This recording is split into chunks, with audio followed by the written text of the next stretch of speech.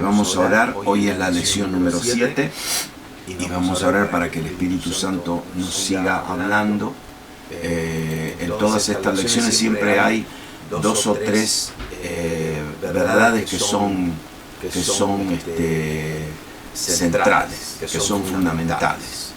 Y hoy hay algunas verdades que son fundamentales. Espíritu Santo, gracias porque nos das la fuerza, la revelación, la luz para recibir estas verdades. Gracias por lo que está produciendo en nuestras vidas, en el nombre de Jesús. Amén. Amén. La lección 7, en el versículo 10, estamos todavía en el capítulo 3. Estamos en el capítulo 3. En el capítulo 3, versículos 17 y 18, repasando la lección pasada. Pablo dice: esto pues digo, el pacto previamente ratificado por Dios para con Cristo, la ley que vino 430 años después, no lo abroga, no elimina ese pacto, pero Dios no lo abroga para invalidar la promesa, porque si la herencia es por la ley, ya no es por la promesa, pero Dios la concedió a Abraham acerca de la promesa. Es decir, Dios le hizo la promesa a Abraham, al padre Abraham, le dijo que le daría una herencia, y después le dijo la promesa grande, que en su simiente serían benditas todas las naciones de la tierra. Esa fue la promesa, el pacto que Dios le hizo a Abraham, ¿no? Y no solamente se la hizo a Abraham, pero después se la renovó a Isaac, a su hijo, y se la renueva a Jacob, el nieto de Abraham. Y ellos recibieron esa promesa no porque obedecieron ninguna ley. ¿Por qué no obedecieron ninguna ley? Porque la ley todavía no había sido escrita. Vino 645 años después de Abraham, y vino 430 años después. Entonces, lo que Pablo está diciendo es: lo que recibió Abraham, lo que recibió Isaac, lo que recibió Jacob, la promesa central de Abraham, que no solamente era la tierra y una descendencia numerosa, pero también era esa promesa de que en la simiente de Abraham serían bendecidas todas las naciones de la tierra. Esa promesa, esa herencia, no la recibió obedeciendo la ley, la obedeció simplemente creyéndole a Dios por fe. Entonces, mientras estaba pensando esto esta tarde, se me ocurrió no solamente ver cómo fue lo de Abraham, Isaac y Jacob, pero se me ocurrió mirar a Moisés, pero no a Moisés después del monte Sinaí, no, a Moisés antes del monte Sinaí. Es decir, quise mirar a Moisés antes de que reciba la ley. ¿Qué fue lo que le dijo Dios a Moisés antes de que reciba la ley en el Sinaí? Y en Éxodo 3, entonces, nosotros conocemos bien esta historia, este relato, que Moisés era un prófugo de la ley, ¿sí? Porque había matado a un egipcio, y estaba en la parte del desierto, de la parte de allá, detrás del desierto, pastoreando las ovejas. Y ustedes se acuerdan que vio una zarza, y la zarza estaba ardiendo, pero no se consumía. Y él mira la zarza, y entonces es peor todavía. No solamente que miró el fuego que había, pero le salió una voz de la zarza. Y entonces en Éxodo 3:6 dice: y la voz le dijo: yo soy el Dios de tu padre, el Dios de Abraham, el Dios de Isaac y el Dios de Jacob. Entonces Moisés cubrió su rostro porque tuvo miedo de mirar a Dios. Y en el versículo 8 dice, Dios dice, el ángel de Jehová, que es una manifestación de Jesucristo en el Antiguo Testamento, dice, yo he descendido para librarlos de la mano de los egipcios y, mire esto, y sacarlos de aquella tierra a una tierra buena y ancha, a una tierra que fluye leche y miel, a los lugares del cananeo, del eteo, del amorreo, del fereceo, del heveo y del jebuseo. Entonces, ¿qué está haciendo Dios con Moisés antes de la ley, antes de la Torá, antes del monte Sinaí? Todavía Moisés ni está de acuerdo con el llamado de Dios. Ahora Dios le está diciendo, el que te está hablando es el mismo Dios que le hizo el pacto y la promesa a Abraham. Y ahora en el versículo 15 le dice Dios a Moisés, así dirás a los hijos de Israel, Jehová, el Dios de vuestros padres, el Dios de Abraham, el Dios de Isaac y el Dios de Jacob, me ha enviado a vosotros. Jehová, el Yahweh, este es mi nombre para siempre. Con él se me recordará por todos los siglos. Ve y reúne a los ancianos de Israel y diles, Jehová, el Dios de vuestros padres, el Dios de Abraham, el Dios de Isaac y de Jacob, se me apareció diciendo, en verdad os he visitado y he visto lo que se os hace en Egipto. Y he dicho, y aquí va, yo os sacaré de la aflicción de Egipto, a la tierra del cananeo, del eteo, del amorreo, del fereceo, del heveo y del jebuseo, una tierra que fluye leche y miel. Dios otra vez le repite la promesa a Moisés, antes de la ley, antes de la ley. Y en Éxodo capítulo 6, que aquí está el pacto de Dios con Israel. ¿Está bien? Aquí está. Habló todavía Dios a Moisés y le dijo, yo soy Jehová, yo soy. Y aparecí otra vez, aparecí a Abraham, a Isaac y a Jacob como Dios omnipotente. Mas en mi nombre Jehová no me di a conocer a ellos. Y también establecí mi pacto con ellos. Esto es antes de la ley. Dios ahora le viene a decir a Moisés que estableció un pacto con ellos, con los padres. Y también establecí mi pacto con ellos, de darle la tierra de Canaán, la tierra en que fueron forasteros, en la cual habitaron. Y aquí viene el pacto. Por tanto, dirás a los hijos de Israel, yo soy Jehová, yo os sacaré de debajo de las tareas pesadas de Egipto, y os libraré de su servidumbre, y os redimiré con brazo extendido y con juicios grandes, y os tomaré por mi pueblo y seré vuestro Dios, y vosotros sabéis que yo soy Jehová, vuestro Dios, que os sacó de debajo de las tareas pesadas de Egipto, y os meteré en la tierra por la cual alcé mi mano jurando que se la daría a Abraham, a Isaac y a Jacob, y yo os la daré por heredad, yo Jehová. Oye, una pregunta. ¿Todavía había sido dada la ley cuando Dios le dijo esto a Moisés? No. Le vuelve a repetir lo mismo que le prometió a Abraham. ¿Y cuántas veces dice, yo soy el Dios de Abraham, Isaac y Jacob? Yo sé, porque ese es el Dios del pacto. El pacto lo hizo con Abraham, se lo renovó a Isaac y se la renovó a Jacob. Y ahora a Moisés le vuelve a repetir, he vuelto, estoy descendiendo para cumplir con lo que le prometí, para cumplir con la promesa. La ley todavía no ha sido dada, no había sido dada, pero Dios le renueva la promesa a Moisés. Entonces, ¿ustedes entienden esto, que no es por la ley? Nada es por la ley. Ahora viene la pregunta primordial. Porque si la herencia, versículo 18, porque si la herencia es por la ley, ya no es por la promesa, pero Dios la concedió a Abraham mediante la promesa. Es decir, Dios le dio la promesa a Abraham por la fe. Por la fe.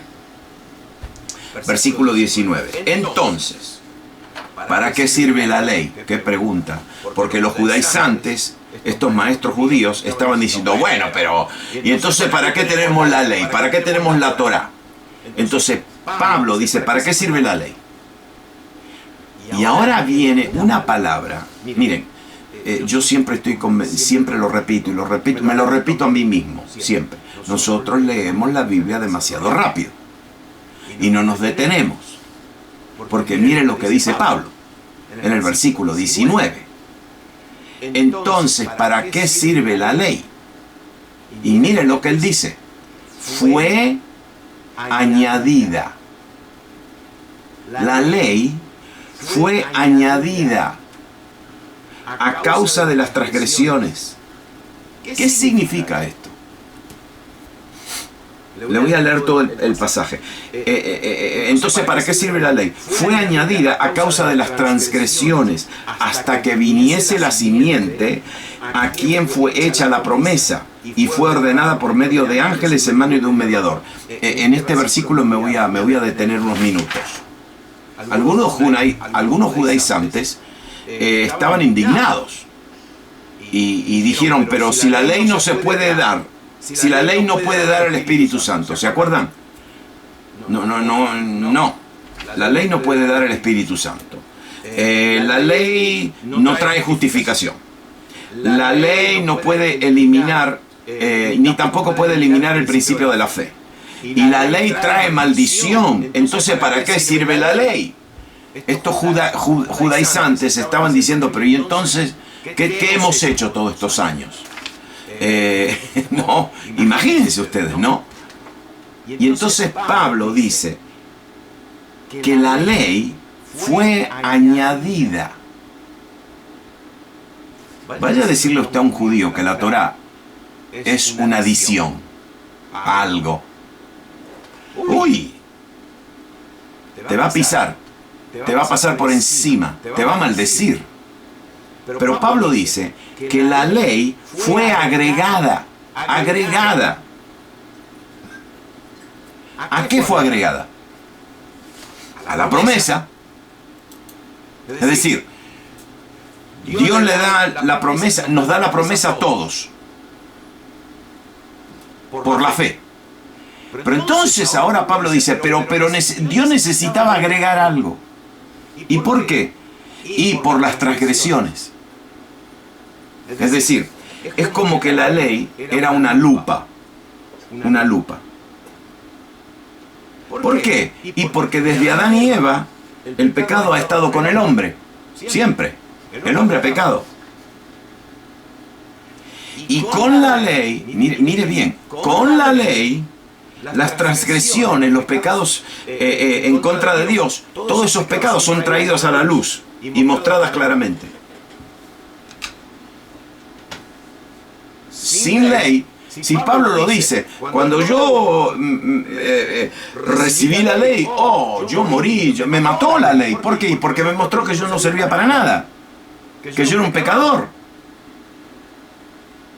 Sin la ley, no hay mandamientos que me prohíben pecar. Ustedes entienden, la ley era para resaltar el hecho de que somos pecadores y que necesitamos salvación. Piensen ustedes. ¿Cómo fueron salvos ustedes? Bueno, es decir, cuando uno recibe al Salvador, a un Salvador, es porque necesita salvación. Es decir, si yo me estoy ahogando, estoy en medio del mar y me estoy ahogando, ¿sí? Me estoy ahogando, alguien me tira un salvavidas, ¿sí? Yo lo agarro. ¿Por qué? ¿Y por qué agarro el salvavidas? Y porque yo me estoy ahogando. Entonces, la salvación, el primer paso de la salvación es entender que yo necesito un Salvador. Si yo no necesito, si yo no entiendo que yo necesito un Salvador, por ejemplo, mire, todos los años yo tengo un amigo judío. No es tan religioso, pero judío. Y todos los años, ahora ya no me llama más, porque yo le dije, pero todos los años me llamaba en la fiesta de Yom Kippur, que nosotros la llamamos el Día del Perdón, el Día del Perdón. ¿Sabe para qué me llamaba? Para pedirme perdón. Y entonces me decía: David, si yo te he ofendido, si yo te he hecho algo, por favor, perdóname. Y yo siempre le daba la misma respuesta. No, él se llama David también. Le decía: David, no me hiciste nada. No me tenés que pedir perdón. ¿Sí? Entonces, ¿cómo ¿cómo le podría decir? Me molestaba, ¿no? No es que me molestaba, no. Me interesaba. Pero ¿por qué me pide perdón? Y entonces un año, después de 2 o 3 años, yo le dije: David, perdón hay que pedirle a Dios. ¿Sí? A Dios. ¿Sabes lo que me dijo? No. Yo soy judío. Yo no le tengo que pedir perdón a Dios. Mire qué cosa, espérese. Yo soy judío. Yo no le tengo que pedir perdón a Dios. Porque yo soy perdonado. Yo soy judío. Yo tengo derecho. Mire qué sentido de identidad que tiene el judío. No, yo soy judío. Yo no necesito pedir perdón. ¿Saben por qué? ¿Saben por qué? Porque ellos no entienden lo que es pecado de la misma manera. Y entonces, si yo no entiendo que yo soy un pecador y necesito un salvador, si necesito un salvavidas, porque me estoy ahogando en el mar, entonces no tiene sentido esto. La ley entonces, pero lo que pasa con la ley es que si yo hago y si yo me esfuerzo obedeciendo la ley, como que tengo una esperanza. Y acá dice que la ley se quedó establecida para prender la luz, para mostrarme de que yo soy un pecador y que necesito salvación.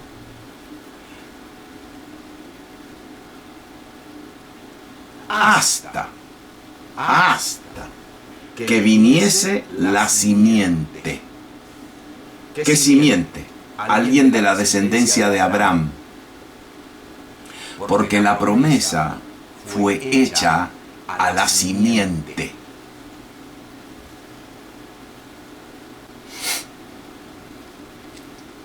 ¿Entienden? La promesa fue... ¿Y quién es la simiente de Abraham? Cristo. Entonces fíjese lo que dice. La ley, y ahora dice algo pesado. Dice, la ley fue ordenada por medio de los ángeles, en manos de un mediador. La ley fue ordenada, significa arreglada. Y entonces le voy a leer algunos pasajes en el Antiguo Testamento, donde se habla acerca de esto. Porque lo primero que Pablo dice es que la ley trae transgresión. No le diga usted a un niño, a una niña de 3, 4 años, no hagas eso. No le diga eso. Porque apenas usted le dice, no hagas eso, garantizado que van a tratar de hacerlo. ¿Por qué? Y porque te van a desafiar. A ver. Y nosotros como seres humanos, ¿no? Aquí está la ley, 613, los 10 mandamientos. Los 10 mandamientos son 10 nada más, hay 613. Y ahí están por lo menos los 10 mandamientos. ¿Sí que ha cambiado eso algo en el ser humano? No. Entonces, lo que Dios está diciendo, lo que Pablo está diciendo, Dios está diciendo a través de Pablo. Mire lo que está diciendo. Está diciendo que la ley trae transgresión, trae conciencia de pecado. Pero en segundo lugar, lo que Pablo está diciendo es que el convenio de la ley es temporal. Temporal. ¿Y por qué? Porque es inferior. La ley, entonces Pablo dice, sí, la ley estaba ahí hasta que llegó la simiente. Entonces fíjese, esta ley fue entregada por ángeles. Deuteronomio 33 dice, estas son palabras de Moisés. Esta es la bendición con el cual bendijo Moisés, varón de Dios, a los hijos de Israel antes que muriesen. Dijo, Jehová vino de Sinaí y de Seir les esclareció, resplandeció desde el monte de Parán y vino de entre 10 millares de santos. Y ahí usa la palabra ángeles, con la ley de fuego a su mano derecha. Yo no tengo ni idea de lo que está diciendo Moisés. Acá Moisés está diciendo que él estaba en el medio del desierto de Sinaí y que de Seir, que está del otro lado, y del monte Parán, de donde ellos salieron, dice que Dios vino, Jehová resplandeció, es decir, vino todo iluminado, y vino con 10 millares de ángeles y traía la ley de fuego en su mano derecha. No sé si eso es literalmente lo que sucedió o fue una visión espiritual de Moisés, pero eso es lo que dice él, Moisés. Esteban, cuando ¿se acuerdan cuando lo estaban juzgando? Esteban en Hechos 7 dice, ¿a cuál de los profetas no persiguieron vuestros padres? Y mataron a los que anunciaron de antemano la venida del justo, de quien vosotros ahora habéis sido entregadores y matadores. Vosotros, le dice, ustedes judíos, que recibisteis la ley por disposición de ángeles y no la guardasteis. Hebreos capítulo 2 dice, porque si la palabra dicha por medio de los ángeles fue firme, y toda transgresión y desobediencia recibió justa retribución, ¿cómo escaparemos nosotros si descuidamos una salvación tan grande? La cual, habiendo sido anunciada primeramente por el Señor, no fue confirmada por los que oyeron. Miren lo que Pablo está diciendo. Pablo está diciendo, la ley es inferior. ¿Por qué? Número uno, fue entregada por ángeles. Y no solamente fue entregada por ángeles, pero fue dada a un mediador, a un intermediario. La promesa del Evangelio, la promesa de fe, no, la promesa de fe no hubo ningún ángel que vino, no vino ningún mediador, fue dada directamente al Señor, por el Señor. Se lo voy a repetir otra vez en Hebreos. Dice, ¿cómo escaparemos nosotros si descuidamos una salvación tan grande? La cual, habiendo sido anunciada primeramente por el Señor, no fue confirmada por los que oyeron. Es decir, Pablo está diciendo, la ley, sí, fue entregada, ordenada por ángeles, y después se le fue dado un mediador. El Evangelio no. El Evangelio, la simiente de Abraham, el Evangelio, Cristo, ese la recibió directamente de él, y él vino a entregarla directamente.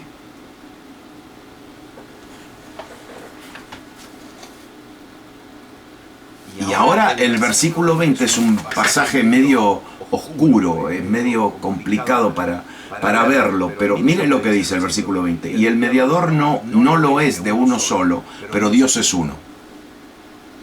Está así traducido, pero lo que sucede es que lo que Pablo está diciendo es el mediador no lo es de uno solo. Es decir, la ley que fue dada, dice, no es de uno solo. ¿Saben lo que está diciendo ahí? Que la ley, el ser humano tiene parte en la ley. Dios la dio, pero el hombre tiene parte. El hombre la tiene que obedecer, ¿sí o no? El hombre tiene parte de la ley. Y Dios tiene su parte. Es decir, ¿qué dice la ley siempre? Si obedecéis mi mandamiento, papá, entonces yo haré. Es decir, Dios en la ley lo que está diciendo, ustedes hagan esto y yo hago lo mío. ¿Sí? Es decir, esa es la ley. Pero en la promesa, el hombre no tuvo ninguna parte. toda la responsabilidad y el peso de la promesa cae en Dios. Es incondicional y unilateral. Lo único que dice es, ¿me creen? ¿Me creen? ¿Me creen que tienen salvación en Cristo Jesús? ¿Me creen que si creen en Él tienen vida eterna? ¿Me creen que si creen en Él son mis hijos, hijas e hijas de Dios? ¿Me creen que toda la bendición de Abraham, todo lo que le prometí a Abraham, ahora se cumple en ustedes? Y no por obedecer la ley, pero por la fe. ¿Me creen? Eso es lo único. Es decir, la ley era... Yo tengo que hacer esto y esto y esto y esto y esto. Y si no lo hago, Dios va a hacer esto y esto y esto. Pero si yo obedezco esto y esto y esto, entonces Dios va a hacer esto y esto y esto. En la promesa, nada. En la fe, ¿qué te pide Dios? Que le creas. Nada más. Y después Él hace todo. Luego, la ley es contraria a las promesas de Dios. En ninguna manera. Porque si la ley dada pudiera vivificar, pudiera producir vida, entonces la justicia fuera verdaderamente por la ley. Y Pablo lo que está diciendo es, si la justicia viene por la obediencia a la ley, entonces Cristo, ¿qué? Cristo murió en vano. Cristo murió en vano, ¿no? ¿Para qué murió Jesús? Y ahora está listo para esta. Estas son las verdades hermosas que están encerradas en algunas palabritas. Miren lo que dice el versículo 22. Mas la Escritura lo encerró todo bajo pecado, para que la promesa que es por la fe en Jesucristo fue dada a los creyentes. Esa palabra encerró es la palabra que se usaba en aquel tiempo para hablar de cuando los peces caían en una red y estaban encerrados. La palabra esta, encerrado, significa encarcelamiento sin escape. Mire lo que dice Pablo, que la ley lo encerró todo bajo pecado. El problema no es la ley, el problema es el hombre, que es pecador. Entonces Pablo dice, pero Cristo me libera de esa maldición. El hombre, es el propósito de la ley, que el hombre acepte que es pecador. Y después que acepte las promesas de Dios que son por medio de Jesucristo. Escúcheme bien ahora, mire. La ley, ¿sabe lo que hizo? Encerró todos los pecados. Si hay algún pecado, están todos encerrados en la ley. Y si yo trato de obedecer la ley, ¿saben qué? Estoy encerrada en la misma cárcel. Estoy encerrado en la misma cárcel. Y el versículo 23 dice, pero antes que viniese la fe, estábamos, y ahora esto es hermoso lo que dice Pablo, estábamos confinados bajo la ley, encerrados para aquella fe que iba a ser revelada. Un momentito. Wow, mire lo que está diciendo Pablo. Está diciendo, porque los judíos, los judaizantes le están diciendo, sí, pero hermano Pablo, usted dice que la ley no sirve para nada, que es una porquería, que no sirve para nada. Y Pablo dice, no. La ley encerró todo, agarró todos los pecados y los encerró todo. Y después me confinó. Confinar significa mirar con un ojo de protección. Cuidar, es decir, cuidarme. Se lo voy a repetir otra vez. Pero antes que me dice la fe, estábamos cuidados, reservados, bajo la ley, encerrados. ¿Para qué? Para aquella fe que iba a ser revelada. Escúcheme bien, yo no sé cómo estos hermanos, estos judíos, cómo podían escuchar estas cosas y seguir peleando, y seguir discutiendo. Cuando Pablo le está diciendo, está bien, la ley es hermosa, es linda, pero Dios dio la ley para encerrarnos, para protegernos y para reservarnos para aquella fe que iba a ser revelada. la fe de Cristo en Cristo Jesús. A ver, usted va a decir, bueno, pero yo nunca fui judío. Sí, pero muchos de muchos de ustedes eran religiosos. Y tenían que orar, tenían que ir a la misa a las 6 de la mañana, y tenían que repetir esto, y tenían que repetir lo otro, y tenían que hacer esto, y que tenían que tomarla esto, y esto, y lo otro, y era como toda una lista de cosas, y la gente vive, todavía en el día de hoy, vive con un terror, a ver si yo he cometido un pecado mortal, si he hecho esto, si el otro, y que Dios libre a aquel que se llega a morir sin el sacramento de la extrema unción, y de esto y lo otro, y que ver eso. El católico romano, el musulmán, olvídese, el musulmán vive bajo un terror constante, de que hizo algo malo, de que pecó, porque ellos tienen ley, ellos tienen la ley, y ellos viven bajo un terror continuo.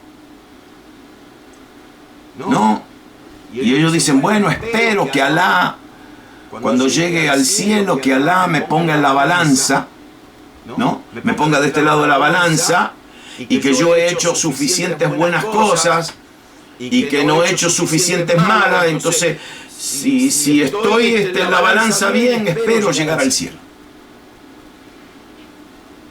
Imagínense, porque toda la gente que tiene ley, tiene una ley, vive así. Están encerrados, pero miren lo que está diciendo Pablo, que Dios encierra a la gente en una ley y los está reservando. Porque tarde o temprano hay gente que están bajo religión y bajo ley que van a decir, pero esto no sirve para nada. Yo soy la persona más infeliz del mundo. De manera, y ahora termina en el versículo 24, diciendo, de manera que la ley ha sido nuestro ayo. A que usted no sabe, ¿le puedo decir la palabra ayo en griego? A ver, usted la va a reconocer rápido. Sí, se la va a decir en griego. La palabra ayo es la palabra paidagogos, pedagogo. ¿Qué es un pedagogo? ¿Un plomero? ¿Un carpintero? ¿Un ingeniero? ¿Qué es un pedagogo? Un maestro. Pedagogía. De ahí sacamos la palabra pedagogía. ¿Y qué era un pedagogo en aquel tiempo? Era un guardián, era un guía para los niños y para los jóvenes, y estaba encargado de supervisar la vida y toda la educación de un niño. No había escuela pública en aquel tiempo. Entonces los romanos, porque esto es para los romanos, ¿saben lo que hacían? Contrataban a un griego. Ustedes saben bien que los romanos tenían el poder militar, pero Grecia tenía el poder intelectual. En Grecia estaban todos los filósofos y los grandes matemáticos y los grandes científicos. Entonces, ¿qué hacían los romanos? Que tenían dinero, mayormente, contrataban a un paidagogos que esté en la casa. Y le decían, ok, escúchame, ahora vas a tener que educar y guiar a mi hijo fulanito y a mi hijo fulanito. Y hasta que el pedagogo, mañana vamos a hablar de esto porque le voy a decir algo lindo y lo voy a adelantar. Todos ustedes tienen un pedagogo. Ajá. Se llama el Espíritu Santo. Entonces fíjese cuál es el pedagogo. El pedagogo lo que hacía era, esto es impresionante, porque ahora, no sé, le voy a terminar con algo y no sé si meterme en esto, pero mañana me meto en esto. Pero se lo voy a adelantar. El pedagogo, ¿qué hacía? Agarraba a un niño o una niña de muy temprana edad. Y le empezaba a enseñar y bueno. Entonces, de vez en cuando el padre venía al pedagogos y le decía, hey, ¿qué tal? ¿Cómo anda el asunto? ¿Hay progreso? Y el pedagogo le tenía que dar un reporte al papá, al padre, de cómo iba la situación. Y el pedagogo no tenía apuro. Si el nene no entendía algo, lo volvía a repetir. Y si él se lo volvía a repetir hasta que le caía. Y entonces acá dice que la ley fue un pedagogo. ¿Para qué?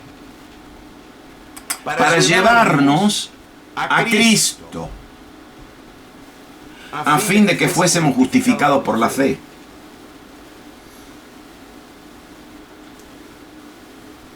Espérese. Entonces dice, pero venida la fe, ya no necesitamos el ayo de la ley. Y el versículo 26, que es el último que le voy a hablar, y esto mañana se lo explico bien. ¿Está bien? Pero mire lo que dice. Pues todos sois hijos de Dios por la fe en Cristo Jesús. No. Espérese. Acá dice que una vez que viene la fe, ya yo no necesito más el ayo de la ley. ¿Por qué? Porque somos hijos de Dios. Todos somos hijos de Dios. Oh, espérese un segundito. Esto es lo que sucede, que en el Nuevo Testamento hay 3 palabras para hijo. 3. Está la palabra nepios, que significa el hijo chiquito, el pequeño, el que no sabe hablar. Está hijo, la palabra teknon, que es un joven. Y después está la palabra huios, que significa hijo maduro. Y acá, ¿sabe lo que está diciendo? Pablo está diciendo, y lo usa muy bien. Dice, nosotros ya no necesitamos el ayo de la ley, porque somos hijos maduros. El pedagogo ya le dio el reporte al padre de que ya nosotros entendimos. Y que no necesitamos estar bajo el pedagogo de la ley, porque ahora estamos bajo el pedagogo del Espíritu. Y ahora mañana viene todo esto del Espíritu Santo. Aleluya. ¿Saben lo que era un hijo maduro? El hijo maduro estaba listo para recibir la herencia del padre. Y estaba listo para continuar con los negocios del padre. ¿Quiere que le dé un toquecito? ¿Se acuerda del hijo pródigo, el que se fue? ¿Se acuerda del hijo mayor, el que se quedó? Cuando el hijo pródigo volvió, ¿sí?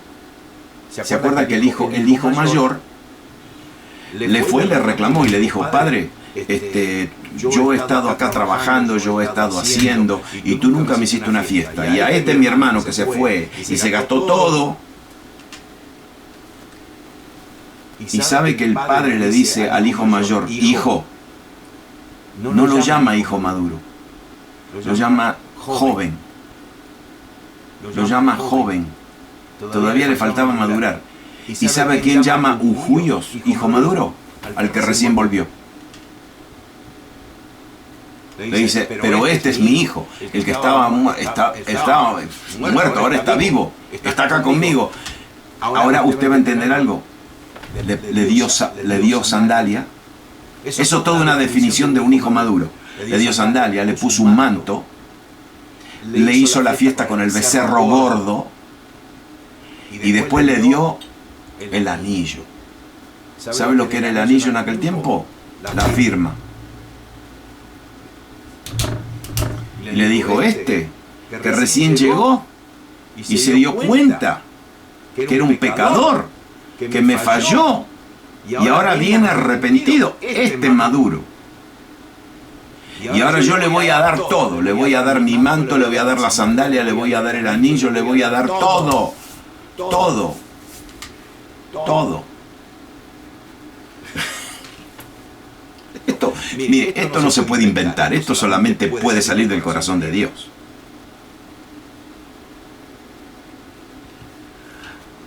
El pedagogo. El pedagogo. Entonces dice que el pedagogo nos estaba preparando la ley, la religión, las imposibilidades de agradar a Dios. Todo ese espíritu, toda esa amargura, que cómo voy a agradar a Dios, no puedo, no me puede forzar, todo eso, esa era el layo de la ley, el pedagogo, el maestro, el entrenador de la ley. ¿Para qué? Para llevarnos a Cristo, para que un día alguien venga y te diga, ¿sabes qué? No. Dejate de matar, no te mates, no te esforces, no hagas todo eso. No, ¿por qué? Y porque Cristo hizo todo a tu favor. Ahora lo tenés que recibir. Primeramente, tenés que admitir de que no podés hacer nada. Y segundo, admití que Jesús lo hizo todo, recibílo por fe y después caminá con Cristo por la fe.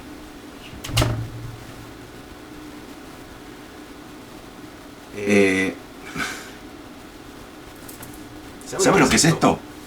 El Evangelio. Ok, lo último que te voy a decir. Cualquier evangelio que no es este, es otro evangelio. Y otro evangelio es anatema. Trae maldición. Es decir, si yo tengo el evangelio de Cristo y le agrego cosas y disciplinas y que tengo que hacer esto y tengo que hacer lo otro y que si quiero agradar a Dios, es otro evangelio. Otro evangelio. Y es bien peligroso. Bien peligroso. Sí, son enemigos de... ¿Quién? Enemigos de la cruz. Sí, porque en la cruz todo fue consumado. Todo fue consumado. Todo fue consumado. Hay algunos de ustedes que tienen preguntas. ¿Me la pueden mandar por correo? ¿Sí? Me pueden mandar a davidgreco@msn.com. Mándenme las preguntas y yo las recibo. Pero ¿se fijó usted qué evangelio que nosotros tenemos? El evangelio de Cristo. Por favor. Aleluya. Y que vamos a volver a la religión y que alguien me va a venir a mí a meterme una obligación y un deber y me va a meter con un sentido de culpabilidad, que tengo que hacer esto y lo otro, que me tengo que vestir así, que me tengo que esto y que... Por favor, no. Ahora, mañana vamos a entender, porque uno va a decir, entonces podemos hacer lo que nos da la gana. No, porque hay algo que hace la diferencia. ¿Qué? Y ahora yo tengo otro ayo, tengo otro pedagogo.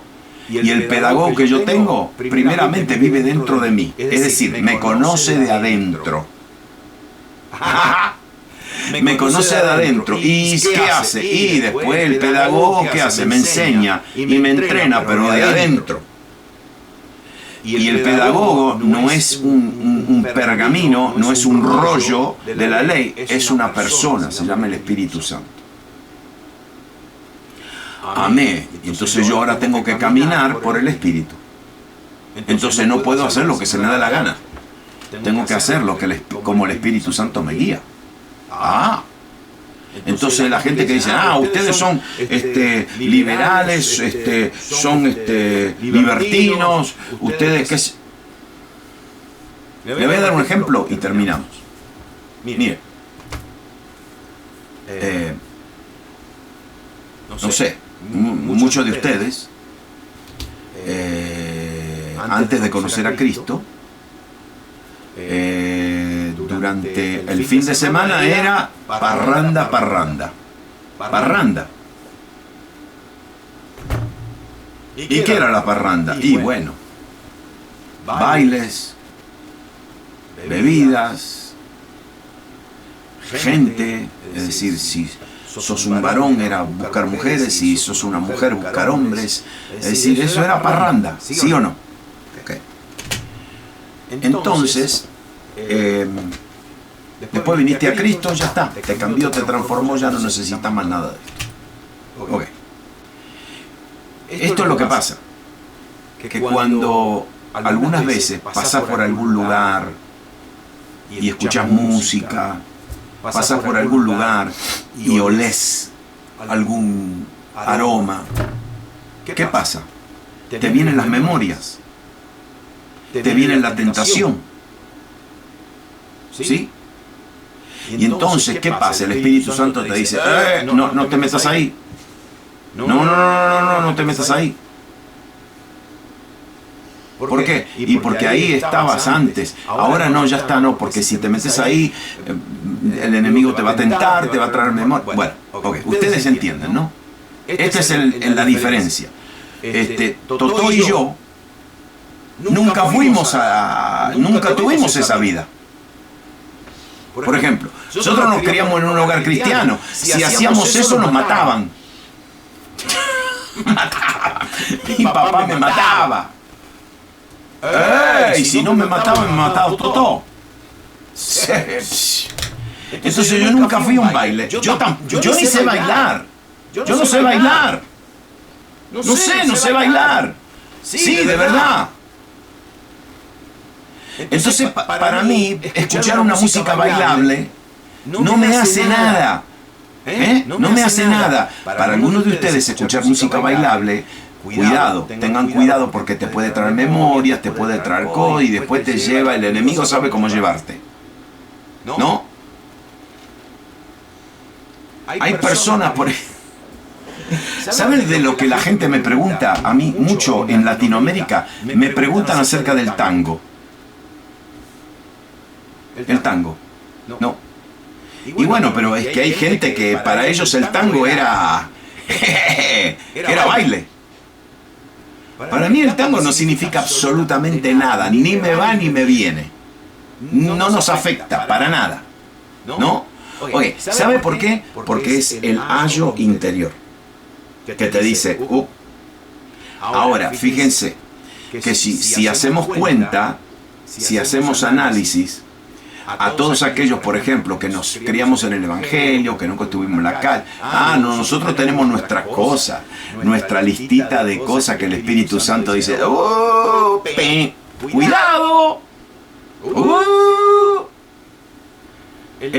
La persona que se crió en un hogar cristiano tiene que luchar en contra del orgullo religioso, en contra de yo conozco lo de hay un montón de cosas, pero gracias a Dios que tenemos el Espíritu, la promesa. ¿Y cuál es la promesa? La promesa del Padre, el Espíritu Santo. El Espíritu Santo. Aleluya, muy bien.